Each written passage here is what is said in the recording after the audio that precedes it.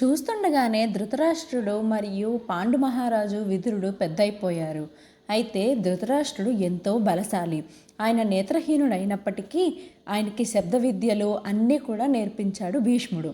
అలాగే అన్నదమ్ములు ముగ్గురు కూడా ఎంతో నేర్పరులు. విదురుడు అపర జ్ఞాని, ఎప్పుడూ సత్యం పాటించే మనిషి, ధర్మాన్నే పాటించే మనిషి. పాండు మహారాజు సకల విద్యలు పొంది అవతల వాళ్ళని నొప్పించకుండా మాట్లాడడంలో నేర్పరి. ధృతరాష్ట్రుడు గొప్ప బలశాలి.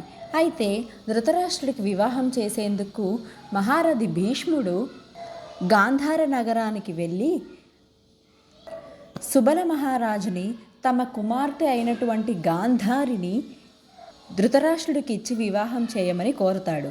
హస్తినాపురానికి కోడలిగా వెళ్లే అవకాశం తమ కుమార్తెకు దొరికిందని సుబల మహారాజు దంపతులు ఎంతో ఆనందపడ్డారు. అయితే వాళ్ళు తమ కుమార్తె యొక్క వివాహం పాండురాజుతో జరుగుతుందని ఊహించారు. ఇలా ఊహించి వారు ఎంతో సంతోషపడ్డారు. కానీ వారి సంతోషం ఎంతోసేపు నిలవలేదు.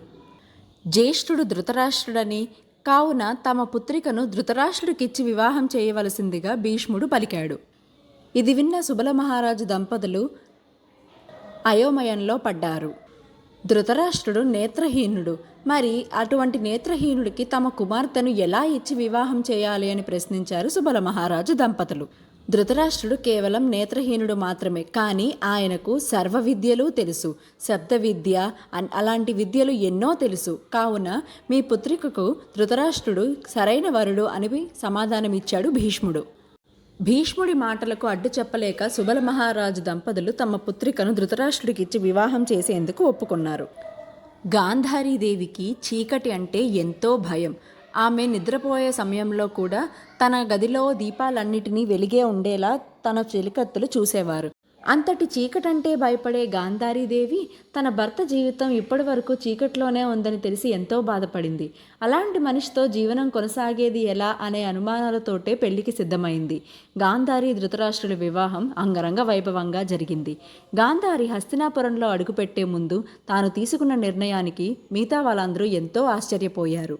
ధృతరాష్ట్రుడు ఆజన్మాంతం నేత్రహీనుడు కనుక తనకు వచ్చే పత్ని తనకు ఆదర్శం కావాలని, మార్గదర్శం కావాలని, తను చూసిన ప్రతి వింతను ప్రతిదాన్ని భర్తకు చెప్పాలి అని కోరుకున్నాడు ధృతరాష్ట్రుడు. కానీ గాంధారీదేవి తన భర్తకు లేని చూపు తానుకు కూడా వద్దని, తన భర్త చూడలేనివేవి తాను కూడా చూడనని భర్త మీద గౌరవంతో ఆమె కళ్ళకు ముసుగును ధరించి హస్తినాపురంలో అడుగుపెట్టింది. ఇది తెలుసుకున్న ధృతరాష్ట్రుడు కేవలం తన భార్య తనను హేళన చేయడానికి మాత్రమే ఇలాంటి పనికి పూనుకున్నదని, తన ఆశలన్నింటినీ నెరవేర్చలేకపోయిందని కోపంతో ఊగిపోయాడు. తన భార్యని దూరం పెట్టడం మొదలుపెట్టాడు. అయినా గాంధారీదేవి తన భర్తకు ఎన్నో విధాలుగా నచ్చచెప్పడానికి ప్రయత్నించింది.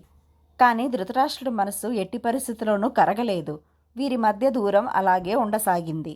ఇంకోవైపు కుంతిభోజ అనే నగరానికి దుర్వాస మహర్షి అతిథిగా వస్తాడు.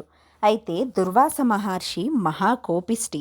ఈ మహర్షిని శాంతించడం చాలా కష్టం. అటువంటి మహర్షిని తన సేవలతో ఆకట్టుకుంది కుంతీదేవి. కుంతీదేవికి దుర్వాస మహర్షి వెళ్ళిపోతున్నప్పుడు తాను మంత్రజపం ద్వారా పుత్రుణ్ణి పొందవచ్చు అనే వరాన్ని ప్రసాదిస్తాడు.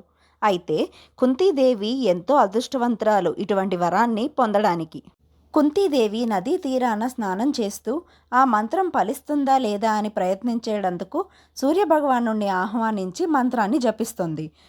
తాను చేసిన పొరపాటుకి సూర్యభగవానుడు ప్రత్యక్షమై కవచకుండలాలతో నిండిన ఒక బాలుణ్ణి కుంతీదేవికి ప్రసాదిస్తాడు.